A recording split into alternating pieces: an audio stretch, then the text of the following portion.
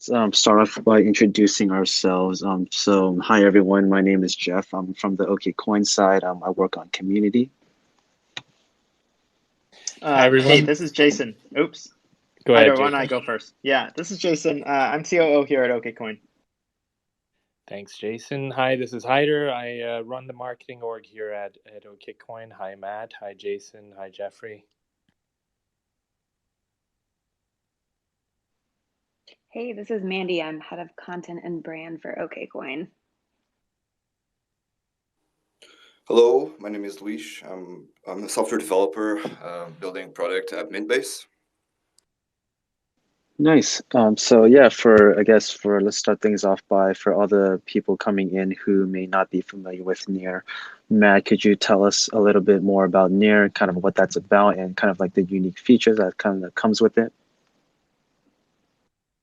Yeah, just super high level. Near is one of those next generation blockchains, carrying on the torch from Ethereum, a smart contract blockchain. So basically, you can use Near as a general purpose blockchain to launch tokens, create NFTs, create DAOs, and do all the sort of fun things that you've seen people do with Ethereum. Where I think Near really excels is in the developer experience. It's obviously fast and scalable. It has 1 second block times and all that good stuff. It's very cost effective for developers. So it's very inexpensive to use. But as I mentioned, where I think it excels is in that developer experience. It's super easy to build applications on top of Near, and we basically have focused after kind of solving a lot of the scaling problems. We basically focused on developer experience, so the whole team is kind of is focused on this right now. Okay, nice. And so, kind of what kind of distinguishes Near between other kind of similar protocols? That's a great question. So obviously there's a lot of these next generation protocols out there now. Um, so like you got Solana, Avalanche, Flow, whatever, you name it. There's a ton. Where I think Near is actually different in terms of the scaling part of things is that um, it doesn't shard itself like the other solutions. So what I mean by sharding is basically sharding is an approach to scaling a blockchain that basically splits up the work. Um, so right now on Ethereum, you have a bunch of computers around the world that are verifying that the transactions are legitimate. And the approach to scaling Ethereum and this Ethereum 2.0 that you might have heard of, I'll just use Ethereum as an example.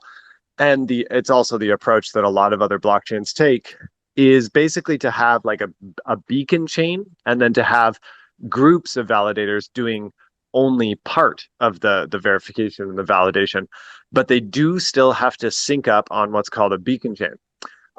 Near doesn't really take that approach. It does something different. I'll leave the technical details to go read the white paper if you want to find out about this. But Near's approach is to still have the blockchain kind of viewed, at least from the developer's perspective, as a single contiguous blockchain. So it's like one big chain. So when you work with Near, it feels like Ethereum 1.0, but it has the scalability of Ethereum 2.0. So that's why I think Near is actually really unique in the scaling side of things. There's a couple other features that make Near really unique and a really great choice for developer experience and for user experience. And that is the fact that Near Protocol has essentially a top level kind of account naming service built into the protocol. So basically, you might have seen people running around on Twitter with .eth names.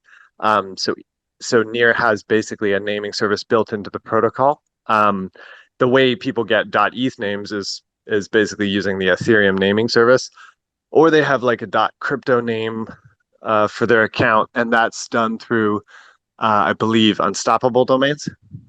So instead of having third-party services do this on Near, we actually have a naming service built into the protocol. And the last thing I'll mention is basically for every one of those accounts. So let's say I have an account like matt.near. Each account can have multiple keys attached to the account. So in Ethereum, your account is basically your key pair. So you can't actually sell an account to another user, and you can't do interesting things like basically add limited access to an account. So like limited access is in, grant an account, like basically access to only call one method in one smart contract. But with Near, you can do that with access keys. So basically, matt.near can have many different keys, and I could also delete all of the keys from the account matt.near, and I could sell the account to somebody else, and they could add a new key pair to that account and basically take over that account. So lots of interesting things you could do there. And that last feature is kind of like having basically the equivalent of like a Gnosis safe or multisig built into the core protocol. So if that wasn't nerdy enough, if you want something more high level or whatever, or some more buzzwords, just let me know. But yeah, that's why I think Near is unique. Matt, this is Hyder. I have so many questions on that stuff that you just outlined for everyone, and I think there's going to be a lot of people here who are just interested purely in why they should add Near to their portfolio, and we'll get there in this conversation. But Matt, I have a question about the identity and the keys format that you were just describing. So it sounds like with Near, you can segregate these keys and then have a specific smart contract, per key. So you could essentially have a set of keys doing one function with, say, between you and I, and then you could have another set of keys or a key that you're sharing with other folks to do other things within DeFi or within crypto. Is that a fair outline? Yeah, exactly. It works a lot like in sort of traditional Web 2 kind of world. It works a lot like basically access control lists. So, if I want to invite you into my organization and I want you, like, let's say it's like some DeFi DAO or something, and I want you to be able to do a few things, but not everything. I can put an access key on your account and basically limit your scope to only doing certain things. I can add the access key.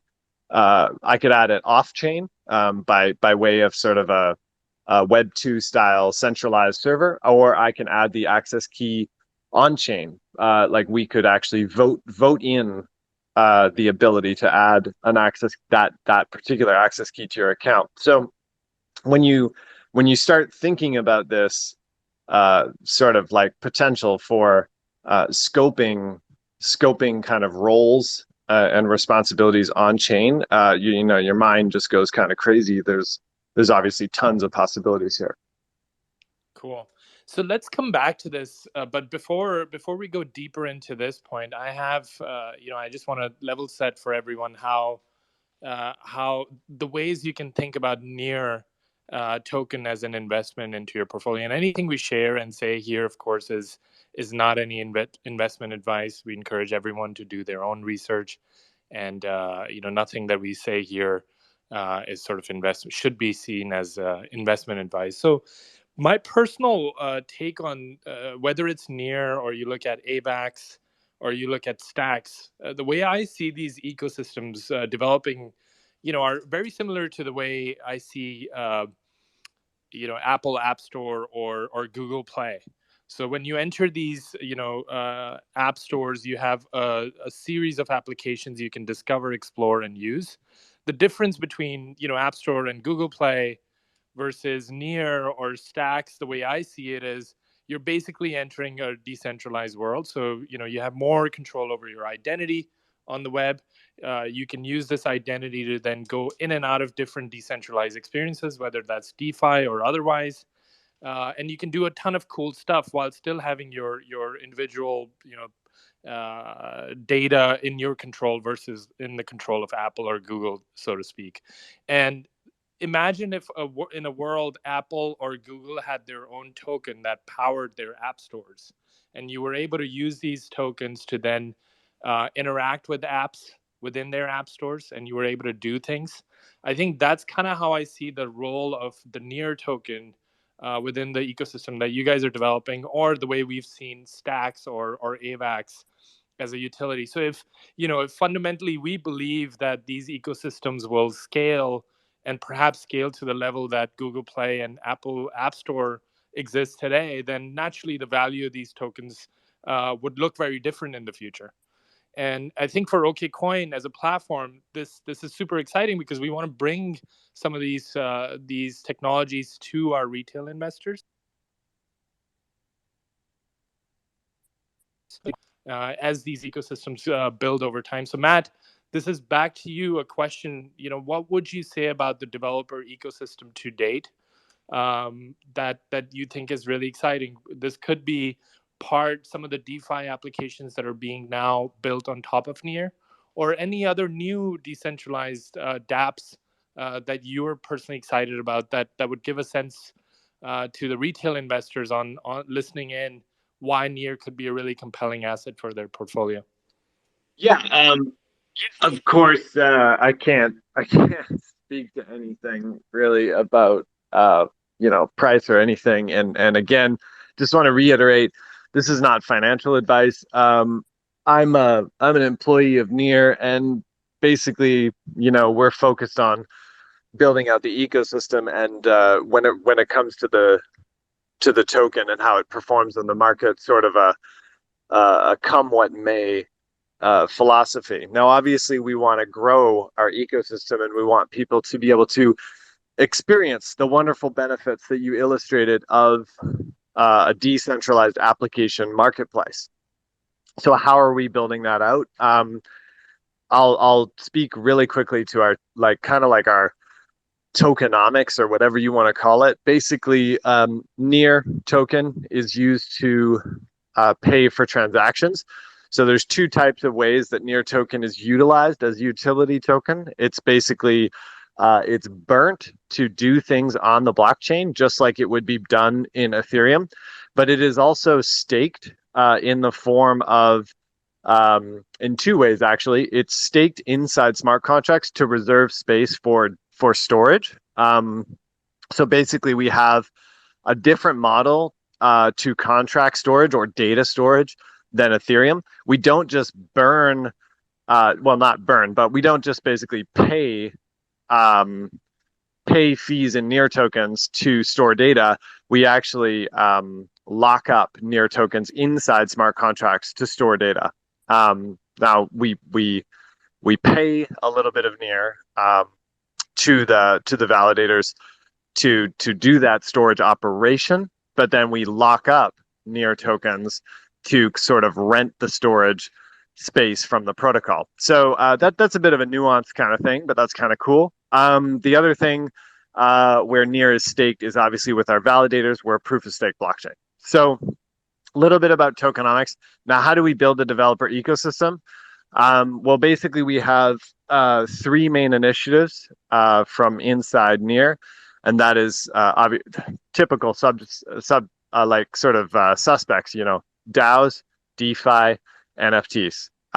And basically that means there's three distinct kind of groups inside Near that are going after DAOs and communities, and then creators and communities with sort of NFTs, digital merchandise, IP, and then there's a strong DeFi team as well. So that's how we kind of approach the developer ecosystem and market and build it out. And something that's kind of exciting is that those teams are actually branching off of the Near Foundation core and further kind of decentralizing themselves. And the Near Foundation is sort of helping kind of shepherd that decentralization of our ecosystem so that those teams can actually focus and drill down into those areas.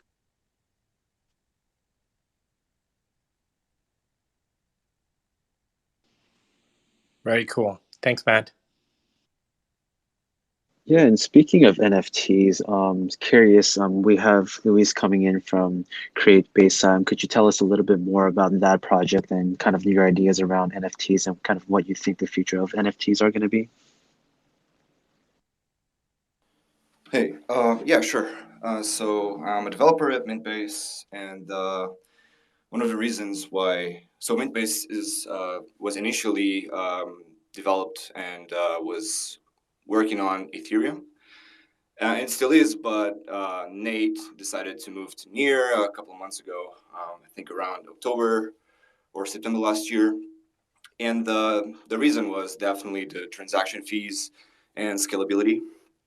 And so for now, Mintbase, what Mintbase allows you to do is to deploy your own contracts. So essentially, we created a product that allows anyone to very easily create their own contracts and mint NFTs on their own contracts. So essentially a super rare sort of factory.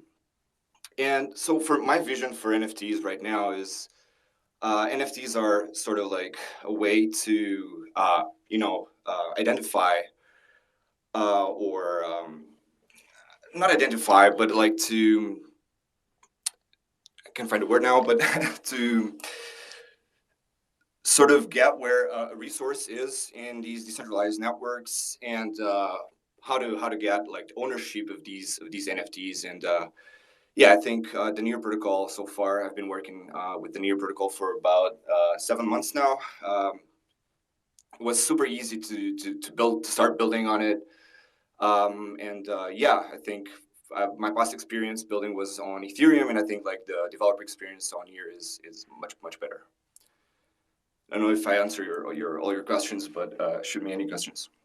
Yeah, hey, Luis, it's great to hear that developer perspective because everything I've seen about Near and sort of the feedback around it is how easy it is for developers to get involved.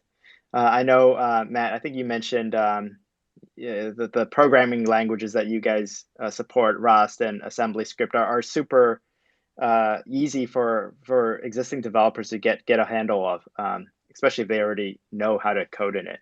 But one other interesting thing I saw was that this, maybe Matt, you can elaborate a little bit on this. This thing I read about fees going back to developers that deploy smart contracts. I think that's a pretty unique aspect of Near that I don't see elsewhere. Is that correct? Yeah, there's another sort of nuance to when users pay fees to use the protocol. So let's say you're buying an NFT or you're creating an NFT. You're basically going to be doing a transaction with a smart contract, or let's say you're participating in a DeFi protocol. So you're going to be doing a swap on ref.finance, for example. That's one of our decentralized exchanges. So that's ref.finance. So let's say you do a swap there. Basically, from the gas fees that you pay in Near, 30% of those fees don't go to the validators. They in fact get locked up inside that contract. So if you're a developer and you create like a very valuable smart contract that sort of acts as maybe like some sort of money Lego kind of protocol for DeFi, and everyone uses it, then you could imagine that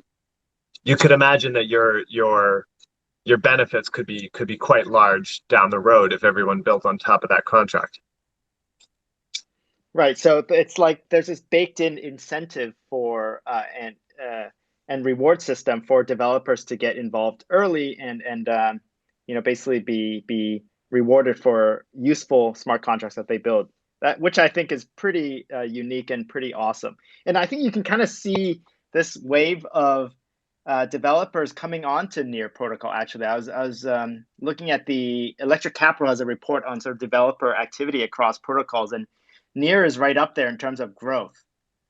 So I guess kudos to the Near Foundation as well as the team to sort of developing a sort of great platform for developers to hop on already. Yeah, that's cool. You're seeing that, Jason. To be honest, there's there's like so much stuff happening on Near. I don't even know what it is. And then there's a lot of stuff. If I see it, some stuff I don't even like. So I mean, like I'm not gonna like every product that people build in crypto and blockchain, or sort of think that it's amazing.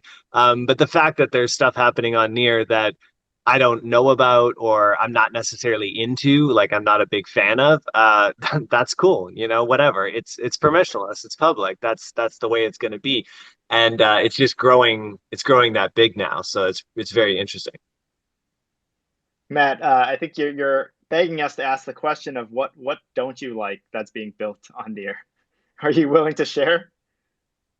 Oh man. Well, I'm going to sound a little bit like sacrilegious here to even some of the people that I probably identify with. I'm sure you all have heard of like NFT like trait drops. So these are like NFTs that are just like, they're usually 10,000. There's always 10,000, and they say they got some artist from around the world to draw some things like very beautifully. I think that a lot of those are kind of played out by now. So just kind of getting sick of seeing the same old kind of stuff.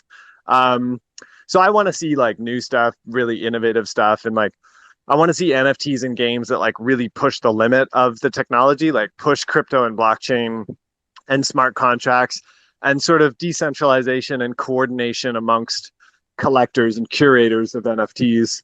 To the limit. I want to see that stuff. I don't really want to just see some copy paste projects like over and over and over again. And then I don't really have a financial background. Like I didn't come from, Wall Street or building fintech. I'm a developer. So I didn't come from like, building trading software or fintech or Forex trading kind of platforms. So I'm not like super into DeFi stuff. And I kind of see some DeFi stuff for what it is, which is kind of like it's a bit of a casino. There's things flying around, a bunch of tokens. You can get into this token and then, just like really quickly make some profit and then skip over to another one. This isn't advice, by the way. Gotta probably say that one more time. But yeah, I don't really like kind of stuff that I can't see like a long-term value proposition in. So I'm still kind of looking for projects and innovators and developers that I can work with that actually want to kind of like that want to change the game, that don't just want to play the same games, So I'm looking for the Michael Jordans of crypto, or the people who want to build the Air Jordans. So yeah, I don't know what to say about that other than I'm not going to name any specific names, but you know who you are. Just kidding. Are there any specific projects or apps that you want to call out as ones that are particularly exciting to you, Matt? Yeah, well, we've got Luis here from Mintbase, and even if he wasn't here, I would, and even if Nate and Carol were here, congratulations to them too for having a baby. They tweeted it, so it's not like it's news now. But I do think Mintbase is actually changing the model, changing the game. They're basically a factory that allows everybody to deploy their own NFT store and NFT contract that they fully own in a non-custodial way. So in that sense, they're basically like a totally public, permissionless Shopify for NFTs. And, that's obviously a pretty big statement, Shopify for NFTs. But I do think that that's kind of a profound difference in what they're doing, as opposed to a curated NFT platform like a Nifty Gateway or like a super rare. It allows anyone to kind of create their own super rare.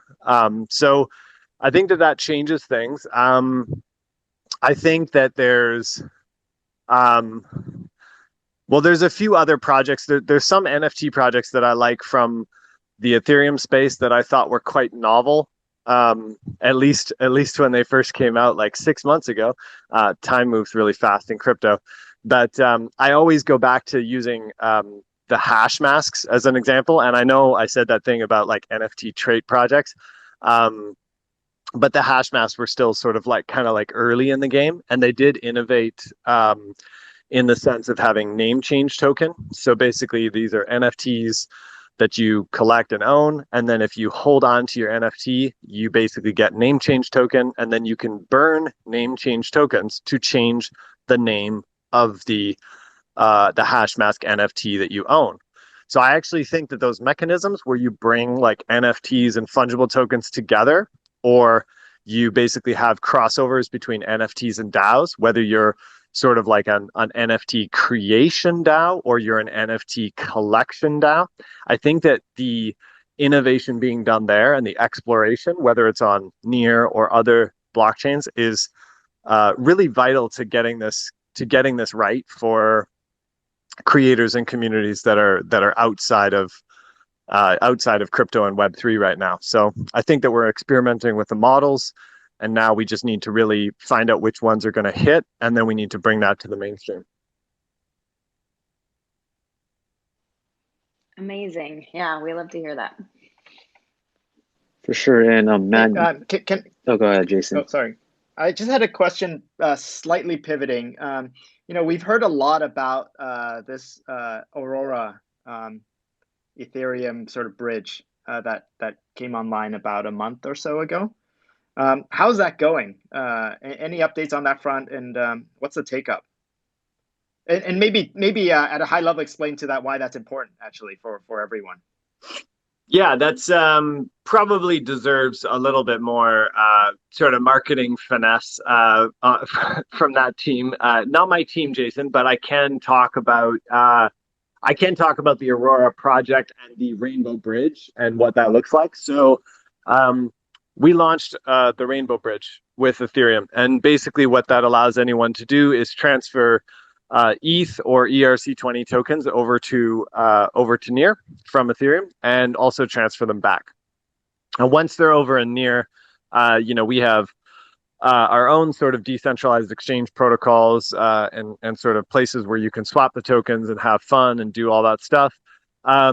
But we also saw the need for Ethereum builders to be able to take their existing projects. So let's say it's like a bunch of Solidity and DeFi contracts, or, in DeFi, it's all about composability and what they call money Legos, So we want to take those money Legos and redeploy them, but on Near, so that we obviously don't have to pay super exorbitant gas fees, and also wait a while to have things go through. So we needed an EVM, an Ethereum virtual machine that can understand Ethereum smart contracts and existing DeFi protocols to be running on Near. So what we do is we have Aurora network, and that is a way for developers to redeploy their DeFi protocols on Near. And you could imagine if you have an existing DeFi protocol like Aave or something, and it's on Ethereum, and then there's another version of it redeployed on Aurora network, but there's also a way to bridge Aave ERC20 tokens directly into Aurora, which is sitting on Near. Then you've got all the components of basically interoperability that you need. So you could have Aave tokens that are ERC20s living on Ethereum that are staked. You could also have Aave tokens that are living on Near that are staked. So this is really the goal. The goal is to provide, is for Aurora to provide basically like, I don't think L2 is like the correct term. It's basically like a side chain or another place to run your Ethereum dApps or to scale your Ethereum dApps. So that's that's the long and the short of it. Happy to answer any more like kind of specific questions about it, but that's basically what it is. I think that's super important because it basically enables developers and existing sort of DeFi use cases to be deployed onto the Near ecosystem. I think in summary, that's how I would have sort of understood what you said. Yeah. Oh, yeah. And super cool, by the way. I think I buried the lead too. There's many reasons to do it on Near as opposed to whatever Polkadot, Polygon, Cosmos, blah, blah, blah, blah, blah. So obviously the Rainbow Bridge would be one. So trustless, probably the fastest, most secure kind of decentralized bridge in the business. So that's one. You can actually bridge liquidity. The second reason would be that Aurora, as far as the user is concerned, Aurora will simply just be switching a network in your MetaMask. So you can get into Aurora and you can start paying for transactions on Aurora network after only doing one single sort of I don't know what you call it these days, but one single ETH transaction. So let's say you wanted some ETH to pay for some fees on Aurora. All you have to do is bridge that ETH, and Aurora's the gas fees on Aurora network are denominated in ETH as well. So you just have to bridge a little bit of ETH. So from the Ethereum mainnet, you would just send ETH, and that's a very low cost transaction, obviously, because it's just sending Ethereum, like native Ethereum, not even wrapped Ethereum. And then you just switch your network, and boom, you're over on the Aurora side, and you have ETH in your account to pay for fees. So for your users, it's a great kind of onboarding experience to kind of switch networks. And then the last thing I would say, which is kind of more of a teaser of kind of what's to come, is the fact that Aurora lives on Near, and it lives kind of on its own shard. But I mentioned that amazing developer experience when it comes to sharding before. And what you're able to do with Aurora is you're able to actually call into Solidity contracts from Near's native smart contract runtime. So basically outside of Aurora network, you can actually call into these DeFi protocols, and then you can sort of move things around if you're the owner. So you can actually do state changes, or you can just read out kind of data. So for example, you could get price feeds out of DEXs and things like that. And then you can get responses back into the Near native runtime, and you can do a whole bunch of other stuff. So there's interoperability with these redeployed Ethereum projects within Near. So it's very cool because the composability is kind of there from day one. Yeah, that is super cool. We recently launched a feature where we allowed users to withdraw their ETH and ETH-based tokens directly onto the Polygon, whatever you call it, network or side protocol. But I can see that as Aurora picks up in traction and use cases, we could definitely enable something on our side too. Just really help users get their ETH directly into Aurora and take advantage of all those use cases that you mentioned. One thing on my list also to discuss, I know we have, and I'm probably butchering the name, for NTS. I want to talk about Guild. I think that's a bit interesting. It's a bit unique also. Jeffrey, maybe you had some questions on that from our audience? Yeah, I guess continuing off of what Jason said, one of the other unique aspects of Near that I encountered was guilds. I think community plays a big role within, the crypto ecosystem, big part of that. And so, Matt, could you tell us a little bit more about the idea behind guilds, and then we can go into a little bit of intro about, for NTS Guild and kind of what they focus on. Yeah, I don't want to chew up so much time talking. So, guilds are basically a way for Near to decentralize its community, its education, its involvement in basically just we distribute Near tokens to our community through work and through sort of value add, and basically that's kind of what the guild program is all about. But I think you should hear it from a guild. So for NTS Guild or Ants Guild, take it away. Thanks. Yeah, sorry, we had a little bit of trouble connecting. So I'm Ozymandias and founder of Ants. It's pronounced Ants Guild. We just mess with the alphanumerics of it. But the basic, I think, way of thinking about guilds in the Near ecosystem is kind of inbuilt and eventually on-chain communities that inhabit the ecosystem in order to support the different dApps that are launching and trying to scale inside of it. So I think in traditional product development, you look at your product as a dApp of some sort, and you need a marketing team, you might need a legal team, design, social media, etc. And it's kind of like every single product operates on its own with its own suite of support that you have to find. Well, one way of looking at kind of growing an ecosystem altogether is to basically seed guilds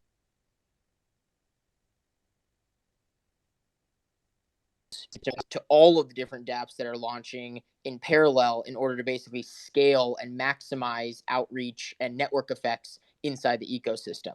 So the guild program, by and large, is pretty much a combination of geographical and service-based communities that eventually we want to bring on chain to be able to massively accelerate the growth and development of different dApps on the protocol. That's, I think, the short version of it. Gotcha. And could you tell us a little bit more about how your kind of Ants Guild? Sorry, I was kind of mentioning 4NTS Guild this whole time, but it's actually Ants Guild. But could you tell us a little bit more about how Ants Guild was formed and kind of what your guild focuses on within the Near ecosystem? Yeah, so we were in a little too early to the ball game. We found out about guilds about a little more than a year ago before Near had even launched, and the idea really clicked. I mean, guilds are kind of the human facing side of a lot of the current discussion about DAOs and on-chain communities. So it's almost like there's a lot of interest in the future of on-chain governance, the growth of communities and ecosystems, and guilds are like the human element of making that come to life. When we launched originally, it was like, oh, dude, I just want to have a guild in an ecosystem. Like, that's the coolest, crypto job I could imagine at the time. But then when we launched, we realized like it was so new, there wasn't really kind of awareness of what was going on or awareness of what this could turn into. And so we've kind of committed, at least in the last 12 months, our role as a guild has pretty much been to incubate and bring along other guilds into the ecosystem. So kind of to inhabit the city of Near, if you will, if you would like to think of it that way. For sure. And I know Luis from Create Base, for all the newer listeners coming in, could you tell us a little bit more about your guild and kind of how it was formed and the idea behind it? Hey, I'm actually not from Create Base. Mid base, right? So I think, yeah, he's from Mintbase. Create Base is kind of the open guild for NFT creators and artists kind of interested in experimenting or getting support from that side of the Near ecosystem. In the coming month, there'll be other NFT focused guilds launching as well. I think we recently branded like a month and a half ago the beginning of the quote unquote gilded age on Near protocol, which basically is to say that the Near Foundation, the Near core team, they are really kind of ahead of the curve in realizing that the sooner you can recruit quality talent to your ecosystem, the sooner you can recruit some of these like core community members that are going to like, lay down and start building up whatever, community or social facing structure they want to build out, the more successful your ecosystem is going to be in the long haul. So Near actually will have a couple of city nodes launching in the coming months as well, actual physical co-working office spaces in the United States, Europe, Africa, and Asia. Yeah, and if I could just say a quick shout out on the Create Base sort of tip there, somebody was asking about it. Chloe the Dev, that's at Chloe the Dev, is the original kind of I guess, torch holder of the Create Base community. And the Create Base community was created in large part to facilitate the larger kind of like mint-based community of artists. But it's now just become kind of like everything creative on Near, which is really awesome. It's even getting a little too big. We actually have a music guild right now called NXM, and that is headed up by Vandal from DAO Records. That's at DAO Records on Twitter. So just a big shout out to Chloe the Dev and all the work that she's done to create the Create Base community. There's so many amazing artists in there. It's it's an easy community to get into. Just find at Chloe the Dev, ask to get into the Telegram for Create Base. It's killer. There's just every day there's 200 messages about all sorts of NFT projects, news, and things being built. So really cool community there. And if I may, I think one thing to kind of, I think I missed the beginning where there was a little bit of discussion about why Near, or kind of like what's the differentiating factor of the Near ecosystem. I think that as a lot of the technical infrastructure of these L1 protocols develops in the next 6 to 12 months, the role of community, talent recruitment, strategizing as collective groups to build specific dApps or recruit types of users is going to make a really, really big difference in the long-term success of some of these protocols. So a lot of the community building that's going on today is going to be felt in the 6 to 12 months in the future, whether that's through like collector DAOs, different guilds, on-chain or DAO-based venture funds, etc. We're at the really beginning of the ecosystem period, or the community period of crypto, I think. I'm curious, how global right now is this community building? Are we seeing a lot more in the US, or is it all over the world? Yeah, I think from what I can see, it's very global. Actually, it's not as much in the US as it is in other parts of the world. So a lot of it is happening in Asia, Southeast Asia. There's a lot of interest from Africa, a decent amount of interest from Europe, and then also Latin America as well. So actually, the US is kind of behind the ball. I'm saying this from Austin. Just from, we nomaded around for a while, and yeah, I think the U.S. is actually a little slower than the rest of the world in kind of jumping into this new world. Don't forget about the India crew too. The Near India community is actually starting to really kind of pop. I'm seeing a lot of really like great activity coming out of there, so that's pretty exciting. Yeah, there's actually an accelerator connected to Near, and they had like 150 projects apply to the accelerator. I think they're only going to take like 50 in this cycle, but yeah, Near India is also really booming. I see Alejandro's on listening in. He's in Australia. Probably will set up a Melbourne node in the future, and we'll have a Nairobi node actually setting up in 2 months or so. So it's a really exciting time, I think, for this area of ecosystem development. So exciting. And Alejandro, if you want to come up and speak, we would love to have you up here. One thing I also wanted to add, if I can, about kind of doing your due diligence on projects. Obviously, this isn't financial advice, but obviously, like, as this whole space develops, there's a lot of noise. And I always like to say, we specifically chose Near for a number of reasons, but the short version of it is, in terms of the L1 landscape today, you basically have a build out of a world of dApps in a universe of chains. So there are a lot of L1 protocols that are trying to get as many dApps as possible, and then possibly even connect to other L1 protocols. And that's what's going to make them, grow maximally. If you are a serious macro analyst, at the very least, I would say you should be looking at scalability, usability, which means developer friendliness and user friendliness, interoperability, and infrastructure. And when you look at those categories for evaluating your Solana, Cosmos, Polkadot, Celos, Nears, Avalanches, Elrons of the cryptoverse, Near really checks the box on all of them from a technical perspective. Now it's a question of, can we deliver on the human and the ecosystem side to really, equip these tools? That would be my kind of non-financial advice pitch on why everyone should take Near seriously, because they have some serious heavy-hitting technology that's going to be a huge player in the next 5 to 10 years of L1 protocol developments. That was really well said, Ozzy. Yeah. Oh, hey guys, thanks for inviting me as a speaker. It's 5 a.m. in Australia, so hopefully what I'm saying makes sense. I think that's something that is really important as well to highlight with Near is that up until now, most of the blockchains have really focused on like the technical aspects, laying down the groundworks, does it scale, etc. And you can probably make the argument that most modern blockchains have managed to scale properly. So I'm actually leading the Silicon Craftsman, which is a product and UX guild on Near.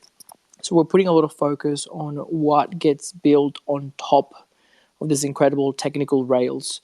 So, our basic theory is that in the beginning, the builders and the users were the same people. So we were willing to put up with a lot of friction in using these decentralized applications because, there were proof of concepts. It was, just testing, just playing around. And now we really need to step it up to be able to build applications that can be used by everyday people. So once again, same as a few people on the call, I chose Near because I think that their technical stack really stands out. It allows you to build extremely good user experiences which feel like Web 2.0, but leverage all the benefits of Web 3.0. So there's a lot of work that we're starting to do with our existing projects to help them, improve their UX, UI, bring in a lot of product thinking, and there's a lot of things in the pipeline for the next 6 months. So very excited to be part of the ecosystem and looking forward to it. That's a good way of also putting it, Alejandro. Like, this is so early on for this ecosystem. It's almost like a secret among the people who are building it out that there's a very exciting fervor around all things happening because the people who are in it are very aware of the quality and the kind of incredible innovation that's happening, but it hasn't really surfaced yet for the rest of the space to see. And I think we'll probably see that in the next 8 to 12 months. Hey, I have to pop off soon, but I want to say that if anyone actually on this call is curious, I think just going to the Near wallet and try sending or receiving some Near with the sort of built-in name, whatever we call it, so the name address, it's pretty is much more user friendly already, right? Like that's just to do something as basic as sending a transaction. It's very well built and it's actually very easy to use. So I think that just only scratches the surface, but highlights some of the usability improvements already. Yeah, I refer to that as a mom test. I got my mom to open an account, absolutely. and I sent her some Near, and it's amazing. The wallet lets you, when you type in someone's account, it automatically checks whether the account exists. It says user found or user not found. When you create a wallet, it allows you to back up with an email or even a phone number, so it can be recovered easily. There's just like a lot of thought that goes into all the touch points of a user and of an everyday user. They don't need to know anything about the blockchain to be able to have an account like they would with any other service. So I think that really opens up the potential market to a really large number.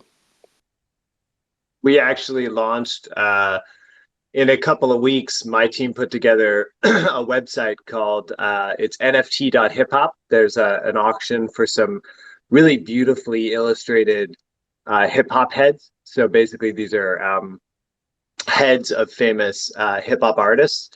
And essentially, you just come to this website, you click around, you see what you want, you choose what you want to make a bid on. And basically, if you don't have a Near wallet, you just create an account right on the spot. So you just say the account name you want, and like Alejandro said, it checks if it exists or not. And then you purchase with Stripe. So we want to obviously get a lot of mainstream people involved in this early auction process before we kick it over to a secondary market that's more crypto. But basically, you pay with Stripe, and in that payment on the back end, we create the account for you. We give you the credits so that you can bid on the NFTs and participate in the auction. It's done in like 2 seconds. And we also, behind the scenes, we automatically log you into the Near wallet so that when you go to like place a bid and do other stuff, and then you're redirected to the Near wallet to confirm that transaction, you're already signed in. So we try to think about user experience and that, try to think about that mom test as much as we can at Near. I can also see that Andrew Hill is listening. He's the founder of Textile, and I just read that they've got a new integration with Filecoin. Shout out to Textile. I don't know if he'd like to request the mic as well to share some of his experience with Near or... Yeah, and just like speaking about wallets, Okcoin actually listed Near about a week ago, and we actually have a new promo going on where we're giving away people who use our buy feature, who's buying at least $50 worth in Near will get 20 Near tokens actually. So that's actually pinned to this Twitter Spaces post, and I know we're coming up on time. And I want to be courteous of that. But are there any sort of closing thoughts around anyone that they want to share before we close this out?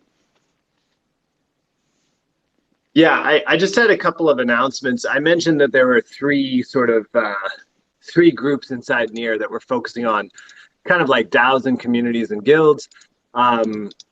There's another group focusing on DeFi, and there's another group focusing on NFTs and creators and communities. So I'm part of the group that's spinning out, focusing on creators and communities. We're called Satori, and basically we're going to be trying to bring crypto to the mainstream for creators and communities, trying to liberate creators from Web2 platforms and sort of extractive business models like, you know, streaming and YouTube ads and things like that. We're trying to liberate the creators from there, and we're trying to align the relationships and the incentives with their fans and their communities. So just kind of throwing it out there, you know, if you know really great product people, really great people that sort of concept would resonate with, building, you know, the future of the creator economy, helping to kind of liberate creators from existing extractive like Web2 business models. If that would resonate with anyone that you know, feel free to DM me on Twitter and make an introduction. For sure. Yeah, feel free to follow everyone joining us as a speaker through their socials. And, you know, I want to thank again everyone for joining us on this AMA. And yeah, it was great, you know, learning more about the Near protocol, and I hope everyone here was able to learn more about the project. And yeah, come join us on the next Twitter Spaces, and feel free to connect with everyone through socials here. Thanks, everyone. Thanks to the Okcoin team for having us. This was awesome. It was really fun, and I enjoyed speaking with Ozzy and Alejandro here. Yeah, thank you everyone for joining us. Everyone. Thank you. Thank you. Thanks. Great See ya. conversation. Thanks for joining, everyone. Take care.